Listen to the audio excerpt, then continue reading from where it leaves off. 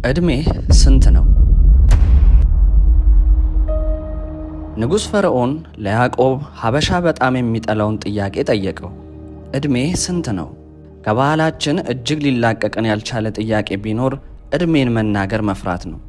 እረ እድሜን አልደብቅም የምንል ሰዎች እንኳን ከመናገራችን በፊት እድሜ ጸጋ ነው የሚል ትንሽ የመግቢያ ንግግር እናደርጋለን። በሰው ፊት እድሜ የጠየቁ ሕፃናትም እድሜ አይጠየቅም እሺ ማሙሽዬ የሚል ምክር ከትንሽ ቁንጥጫ ጋር ይቀምሳሉ። ንጹሐኑ ሕፃናት ትምህርት ቤት ሐውልዳሪው የሚለውን ሲያነቡ ስለሚውሉ ለምን እንደማይጠየቅ ግራ ግብት ይላቸዋል። ብቻ ባጭሩ እድሜ ስንት ነው ተብለን ስንጠየቅ ሰዓት ስንት ነው ስንባል በምንመልስበት ፍጥነት አንመልስም። ያዕቆብ ግን ፈርዖን ሲጠይቀው ያበሻ ደም የለበትምና የእንግድነቴ ዘመን 130 ዓመት ነው ብሎ ቀልጠፍ ብሎ መለሰ። የሚገርመው በምድር ላይ የኖረበትን ዘመን የእንግድነት ዘመን አለው። እውነትም ይቺ ዓለም ሁላችንም ለጊዜው በእንግድነት የመጣንባት ናት እንጂ ሀገራችንስ በሰማይ ነው። በእንግድነት መተን ዘላለም እንደምንኖር እንነካከሳለን እንጂ እንግዶች ነን። እንደ ያዕቆብ ያሉ ቅዱሳን ግን በምድሪቱም እንግዶችና መጻተኞች እንዲሆኑ ታመኑ። ሁሉን ትተው የተከተሉት ሐዋርያቱም በእንግድነታችሁ ዘመን በፍርሃት ኑሩ ብለው አስተማሩ። ያዕቆብ ዕድሜ 130 ነው ካለ በኋላም ጥቂትም ክፉ ሆነብኝ አለ። እንግዲህ 130 አንሶት ነው። እርግጥ ነው ሰው ዕድሜ አይጠግብም። ማቱሳላም ብንጠይቀው በአጭር ተቀጨው ማለቱም አይቀርም። የተፈጠርነው ከዘላለማዊት ነፍስ ጋር ስለሆነ ለመኖር እንጂ ለመሞት መቼም ዝግጁ አንሆንም።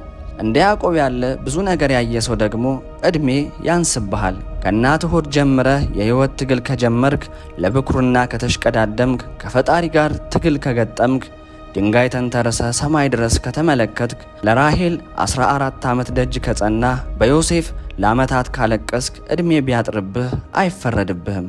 ያልተኖረ ዕድሜ ግን ይሰለቻል። ሰው ሥራ ሲኖረው ቀኑ እንዴት ነው ይሮጣል ይላል። ሥራ የፈታ ደግሞ እረ ዛሬው ቀን አልሄድ አለ እኮ ይላል። በመጽሐፍ ቅዱስ ታሪካቸው ከተጻፈ ሰዎች የሚያሳዝኑት ኖረ ሞተም የተባለላቸው ሰዎች ናቸው። መኖር ካልፈየደ መሞትም አይጎዳም ከመባል በላይ ምን አስከፊ ነገር አለ? ወዳጄ አንተ ወደዚች ምድር የመጣ አንተን የሚመስል ብቸኛው ሰው ነህ።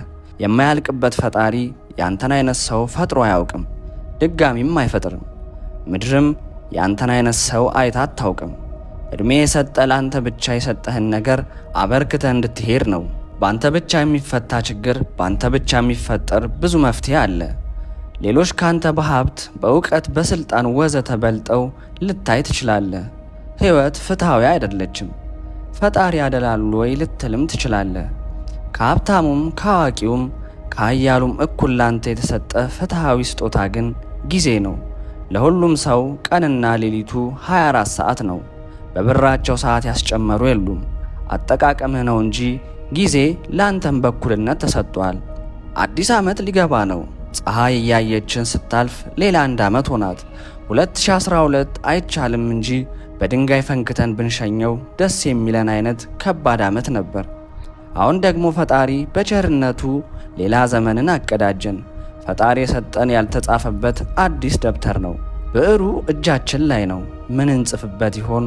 ካለፈው ደብተር የቀጠለ ታሪክ እንጽፍ ይሆን ወይንስ አዲስ ነገር? ይህንን ቻናል ሰብስክራይብ በማድረግ የጸበል ሚዲያ ቤተሰብ ይሁኑ።